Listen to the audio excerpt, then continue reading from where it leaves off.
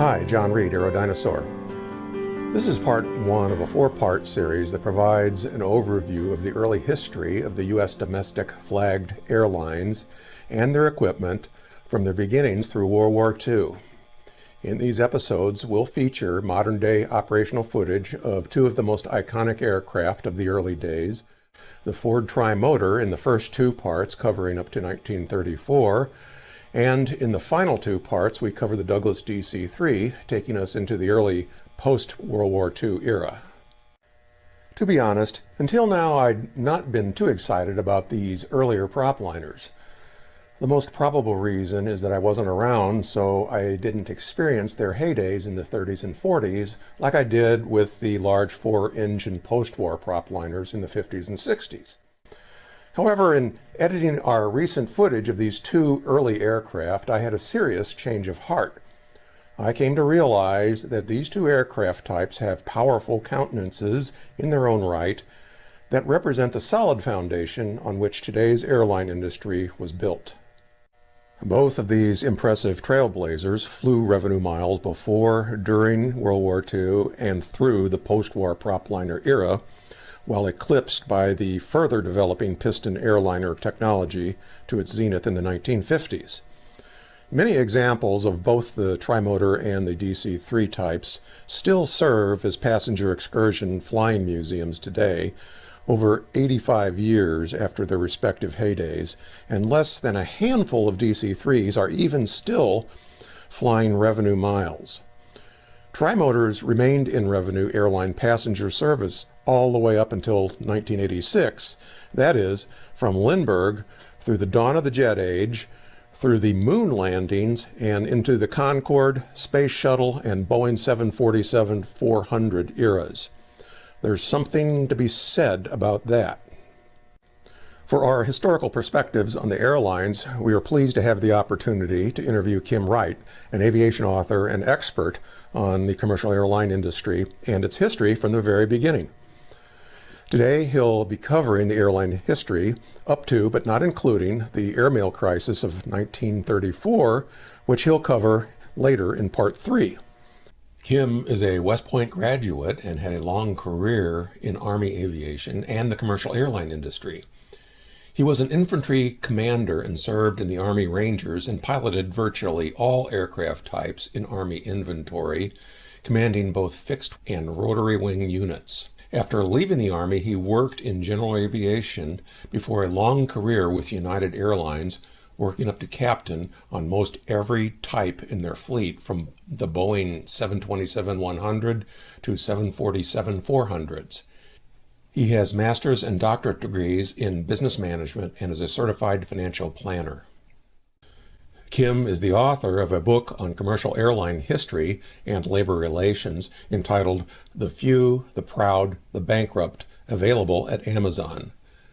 This book is a pleasantly unbiased account of the airline industry's struggles and successes throughout history.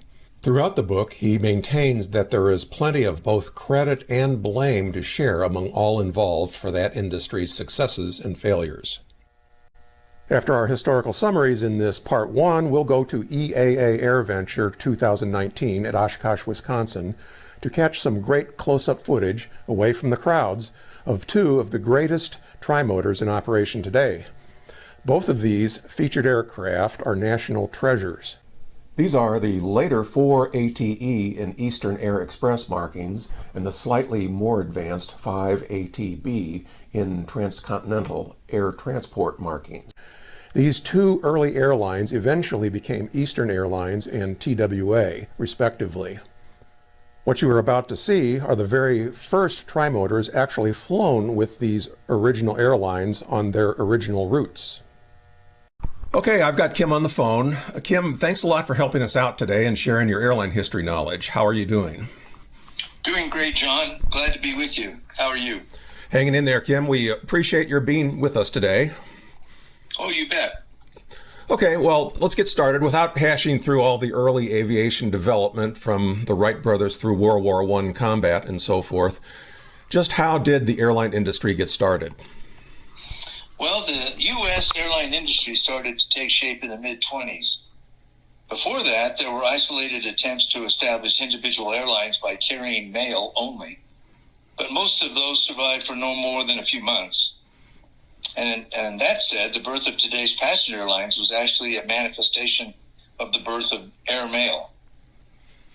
Okay, I thought there was some sort of isolated passenger operations before that time. Not so? Well, there was one anomaly that took place much earlier, way back in January 1914. Thomas Benoit of St. Louis, Missouri, and Tony Janis set up the first scheduled passenger airline on a short overwater route between Tampa and St. Petersburg in Florida, across the Tampa Bay. It utilized a one-passenger seaplane, or an airboat, designed and built by Benoit. And Janis carried over 1,200 passengers on this route, accident-free, before operations were disbanded about 4 months later. This operation was hardly more than just a publicity stunt that occurred decades before its time. It took Lindbergh's famed transatlantic flight to Paris in 1927 to act as a catalyst in changing the public negative perceptions of passenger flight. Okay, so when did airmail service finally hit its stride? While there were a few sporadic incidences of airmail flying from 1910 on, more or less trial basis, the first scheduled airmail service started in May 1918 and was flown by Army pilots in biplanes manufactured by Standard Aircraft on a single route between Washington, D.C. and New York, with an exchange stop in Philadelphia. As these services grew and other points were added, the post office took over these services using civilian pilots. What were some of the challenges in those early days? Well, weather was the big killer. Instrument flying was not possible, and normal flying itself was inherently dangerous, especially at night. So male pilots were highly compensated for the risks they took. This caused a lot of friction between management and pilots because the pilots refused to fly in bad weather or poor visibility. And managers began changing their tune a bit, however, when invited to fly along with the pilots on these bad days and nights. Wow. So what about the safety record in those earliest days? Well, services expanded to more population centers like Cleveland, Chicago, St. Louis, Omaha, Minneapolis, and San Francisco, with resulting accident rates that were high. And the average life expectancy of a male pilot was only about 4 years. In fact, out of the initial 40 highly compensated civilian pilots hired by 1921, 31 would die flying in the male service in the following years. Compensation is not great if you can't spend it. But it's also this period that can be considered the beginning of the often contentious relationship that would continue on for years and years between airline pilots' unions and airline management, even before passengers became part of the equation.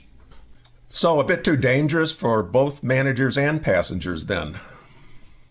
Yes, formal passenger operations did not exist yet, as the equipment was just too small, flimsy, and dangerous, as was navigation and weather reporting.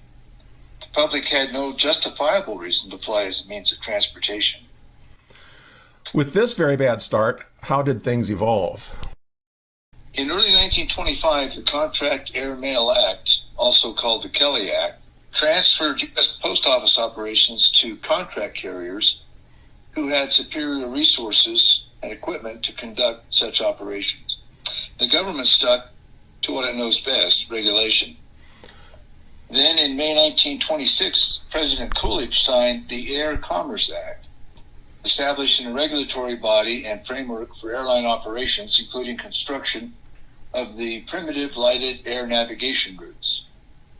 Responsibility for airport infrastructure went to the local governments. 10 airlines got the mail contract, and all major cities were receiving airmail service by 1933. But the airlines could still not make any money on their own. Mail operations had to be heavily subsidized by the government, as it considered airmail a matter of public convenience and necessity. So these subsidies, to one extent or another, lasted for decades to come. So how and when did passenger service finally take root?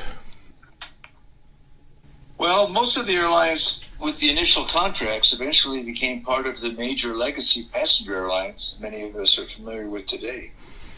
In the late 1920s, as mail volume exploded, paid passenger flights also began to occur.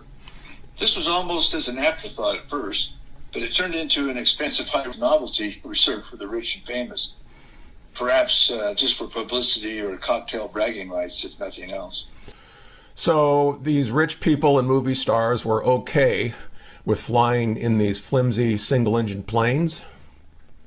Well, to meet demand, the airlines began transitioning out of these flimsy single-engine wire and fabric aircraft into larger and more comfortable multi-engine types, including trimotors such as the wood and fabric Fokker F-10 and to the all-metal Ford trimotors. The earliest passenger seats actually consisted of mail bags or cargo crates. Only later did dedicated passenger seats come, and much later, in-flight stewards and stewardesses. Since passenger sickness was the norm, not the exception, most of the stewardesses initially had to be registered nurses.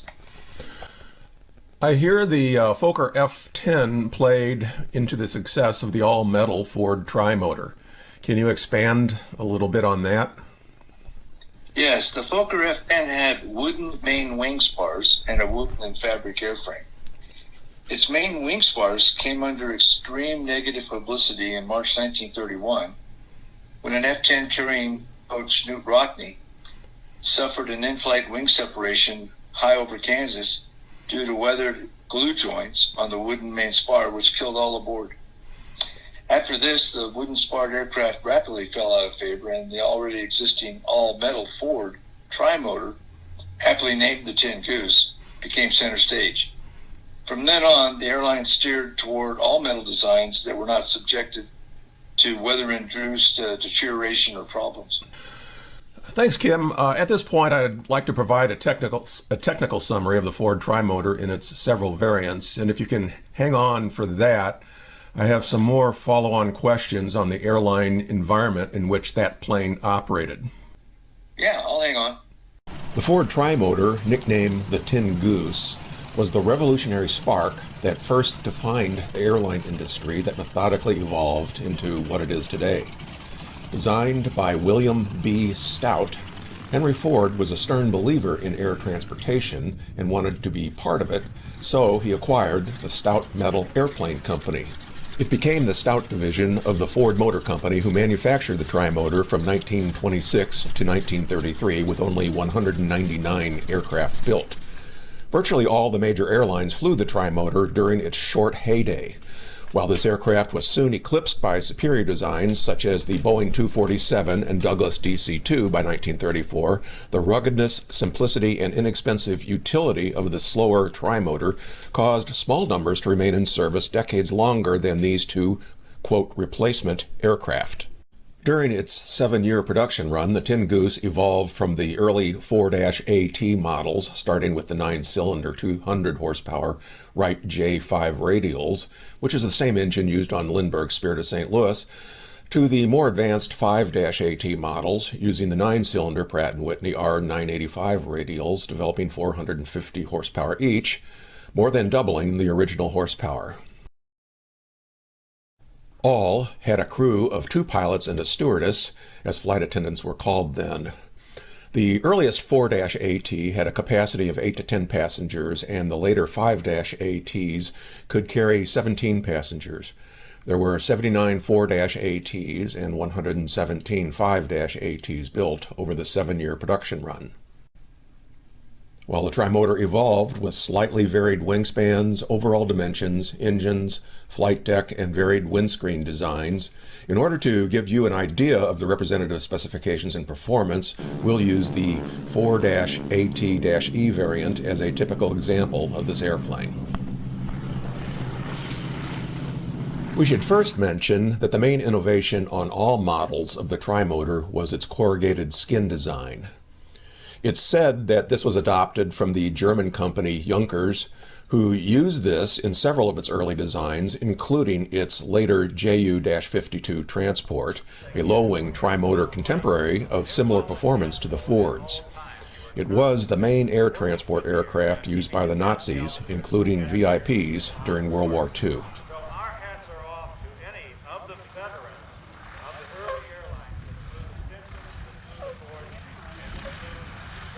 Apparently, Ford got into legal skirmishes with Junkers on their use of the corrugated skin technology, which apparently didn't amount to anything. While this skin was exceedingly rugged, it required more sheet metal and was therefore heavy, and it created a lot of lift-spoiling drag due to its corrugated shape. Also, all Ford Trimotors strung their control cables outside the fuselage, creating more drag, but making maintenance a lot easier. Strangely, the gas, oil, and other engine gauges for the wing-mounted engines were mounted outside on the engine nacelle struts. The 4-AT-E had a wingspan of 74 feet and a length of 49 feet 10 inches. It had an empty weight of 6,500 pounds and a gross weight of 10,130 pounds. It was typically powered by three 9-cylinder Wright J69 radials of 300 horsepower each that provided a maximum speed of 132 miles an hour and a cruise speed of about 107 miles per hour. The aircraft had a range of 570 miles, not much by today's standards, and probably cruised at only 7,000 to 9,000 feet because oxygen tubes for passengers at higher altitudes were impractical. Kim, can you tell us about the key players in the airline industry at the time of the Trimotor's heyday and how the industry evolved during that very short period, ranging from around 1928 to 1934? Sure. I understand there were 4 domestic airlines that were mainly involved during this period. For convenience, we'll just use shortened names of the ultimate airlines they became, those being United, TWA, American, and Eastern. I understand there was also a 5th airline, the largest, which was Pan Am, which focused only on international routes. Yes, John, that is correct. Pan Am was one of the first to put the Trimotor in service in 1927 on its Miami to Havana route, and then on other routes in the Caribbean, Central, and South America. We can talk about them in a minute, but first I want to cover those 4 domestic transcontinental airlines you mentioned, which got themselves on the map with the Trimotor. Perfect. That would be great. I need to mention, first of all, that the original airline industry was quite fragmented and made up of very small players during this era.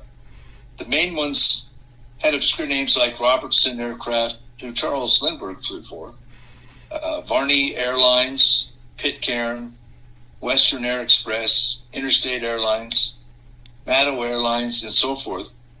And they served various geographical areas in the United States. Right. There were a lot of those very small names in the earliest days that hardly anyone recognizes anymore and could probably fill a book. But they were short-lived as they went through a period of rapid consolidation to get to those big names I just mentioned. Could you please summarize the formation of those big names and perhaps mention some of those obscure original players they absorbed?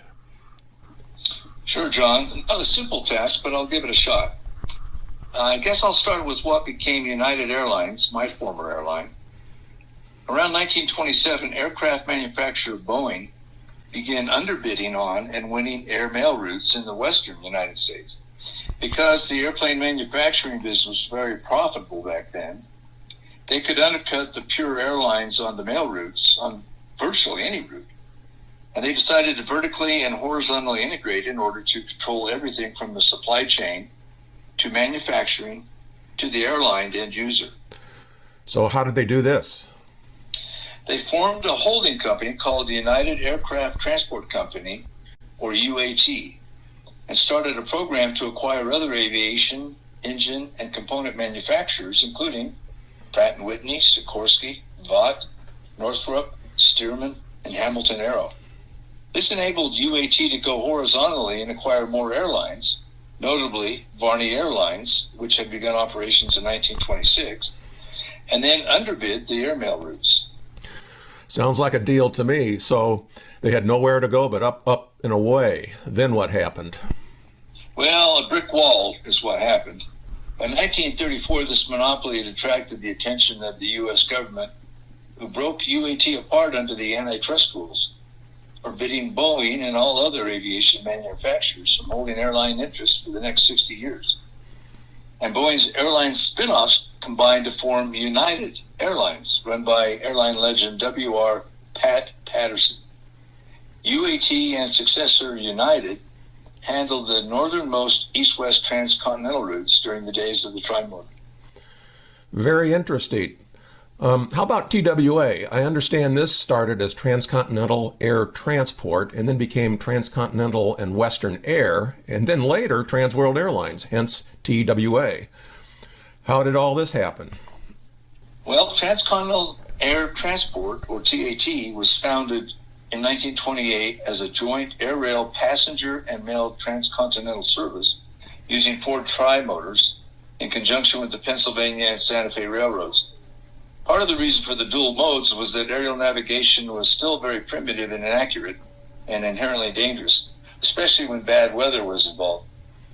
Charles Lindbergh was actually hired to design this network, including setting up the airports and transfer terminals and piloting the pre-service flights that provided validity for the service. TAT would become known as the Lindbergh Line, which was retained for a while even after the later name changes. So when did the services start and just how did it work? Services began around mid-1929. Essentially, it was a 48-hour coast-to-coast service from New York to Los Angeles with many stops in between, utilizing Trimotors by day and rail transportation by night when it was inherently more dangerous to fly. Each transportation mode handled alternate legs for a total of 4 very long and tiring legs. How did things work out with this arrangement? Well, not real well. Later that year, a TAT Trimotor had the distinction of being the first airline to experience a major crash when it hit a mountain in New Mexico, killing everybody aboard. This took place about 18 months prior to the previously mentioned Newt Rockne crash. But despite this, due to improvements in aircraft technology and the advent of lighted airways, the railroad segments were dropped after about 18 months, and then the Trimotors flew the entire transcontinental route with multiple stops, with an overnight stop in Kansas City. That thing only cruised at about 100 miles an hour. That must have been a grueling situation to go all the way across the country with all those stops in between. Yes, it was. That many hours in a noisy, cramped, and rough-riding Trimotor was an excruciating experience for passengers and crew alike. So what became of TAT or TAT? Yeah, there actually, this is an interesting thing. There were so many ats that they ended up calling it TAT, NAT, Right. UAT, Anyway, after merging with Matto Airlines and Western Air Express, TAT became Transcontinental and Western Airlines with its first use of the acronym TWA, which 2 days later was named Transworld Airlines. It would be run by a well-known airline legend, Jack Fry, and another legend, Howard Hughes. However, the original TWA east-west transcontinental routes covered the midsection of the United States. Okay, then what about American? American Airways, as it was originally called, began operations as Interstate Airlines in 1929. Between then and 1934, Interstate absorbed at least 10 other small airlines, starting with Robertson Aircraft Corporation in St. Louis, where Charles Lindbergh worked as a chief mail pilot, flying Havilland DH-4s on the St. Louis-Chicago route in the months before his 1927 Atlantic crossing. With this, Interstate became known as American Airways, which in turn became American Airlines in 1934. C.R. Smith was known as American's pioneering leader for years. American's first route was the southernmost east-west transcontinental routes in the old Trimotor days. Okay, and how about Eastern? What would become Eastern Airlines began with Harold Pitcairn around 1927, who was an airplane builder and not an airline operator. Just for kicks, he decided to bid on the Atlanta-Miami mail route, but to his dismay, he won the contract and was also awarded the Miami-New York route, which he did not ask for. So it's a case of the proverbial dog catching the car. Now what does he do? However, on this short notice, to his credit, he was able to corral pilots and necessary aircraft and other resources and pulled it off, and began operations in April 1928 with the airline changing names to Eastern Air Transport. So this was the beginning of what was ultimately known in more recent times as Eastern Airlines? Yes, Pitcairn sold the airline in 1929, and it continued to thrive through the Depression years. becoming Eastern Airlines in 1934. As you can gather, Eastern had primarily north-south continental routes in the eastern U.S.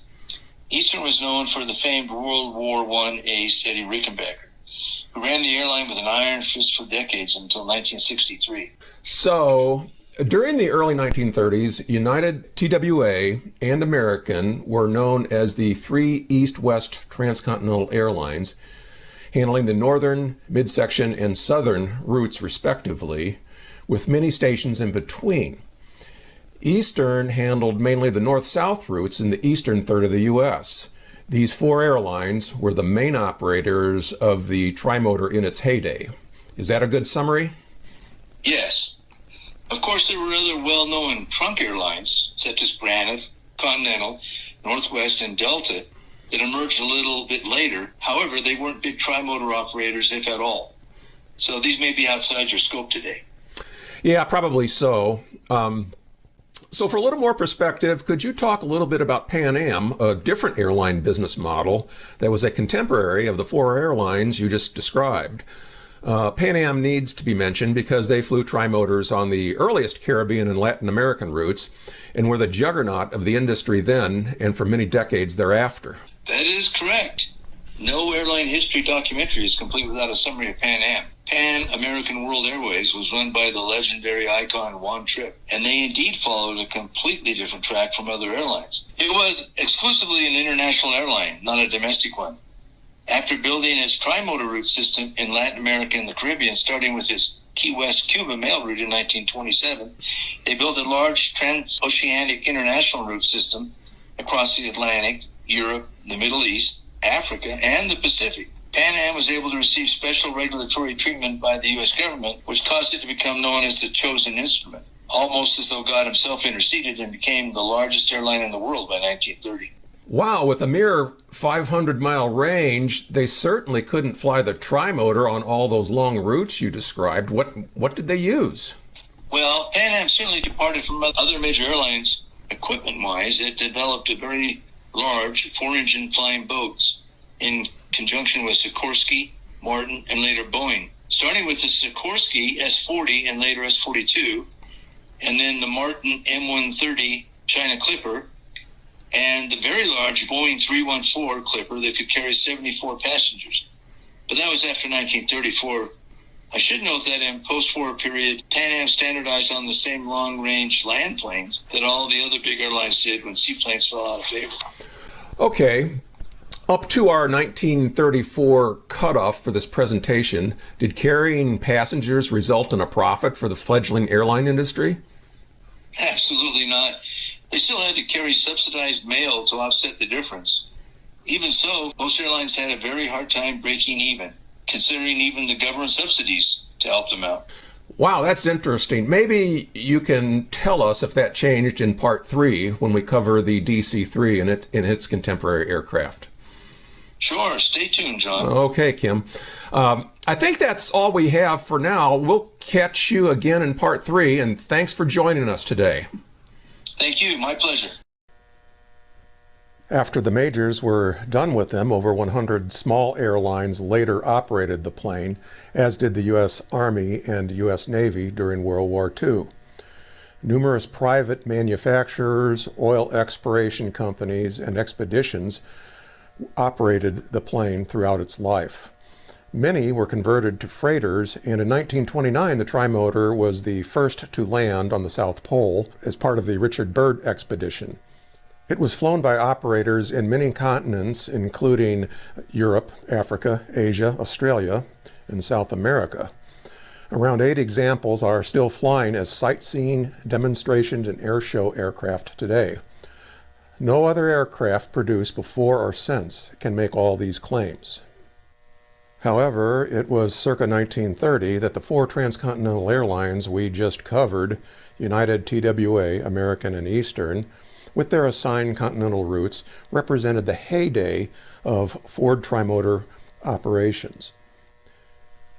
And now we go to our Trimotor footage. We'll see the 2 of them described earlier at Oshkosh in 2019. Both are powered by three 450 horsepower 9-cylinder Pratt & Whitney R985 engines, the largest ones mounted on the mass-produced Trimotors. The first is a 5ATB built in 1928 and now on lease to the Experimental Aircraft Association, or EAA, from the Liberty Aviation Museum. It was the very first trimotor airframe that was delivered to Transcontinental Air Transport, or TAT, which was the foundation for Trans World Airlines, or TWA. It pioneered the early TWA routes and is featured today in original TAT markings. It flew on and off for excursion operators for the next several decades after flying with TAT and spent a few years in storage and had been restored to flying condition when acquired by the Liberty Aviation Museum in 2014.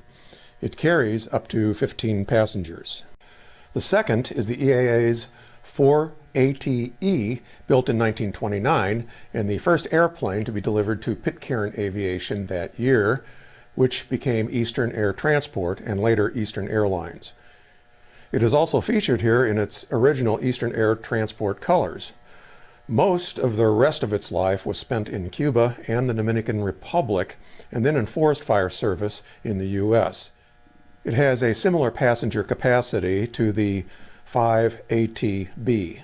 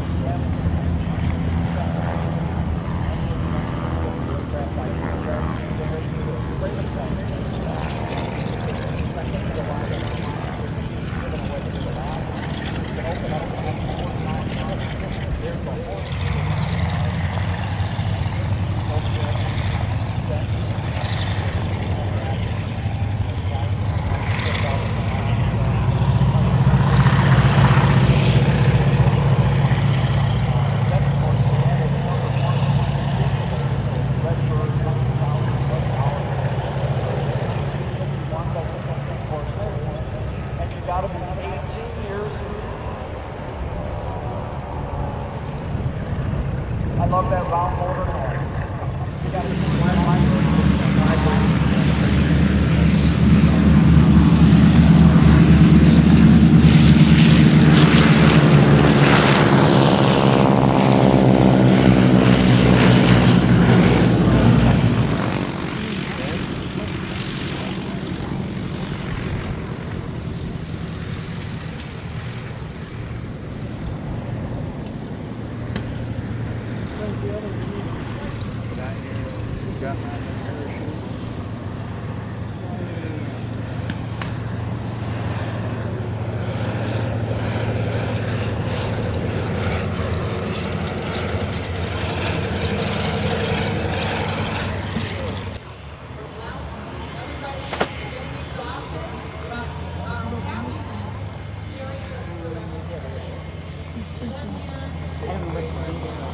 Well, Wednesday is the first.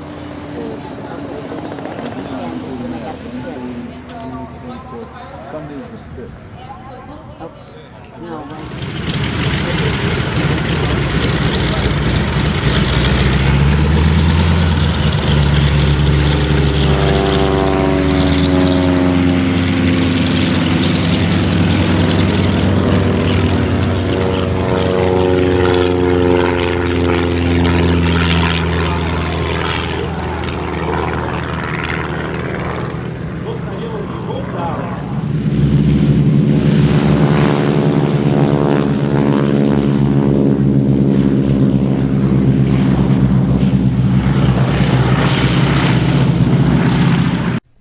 In part 2 of this series, we'll fly in and observe the operations of two vintage aircraft of the era we just covered.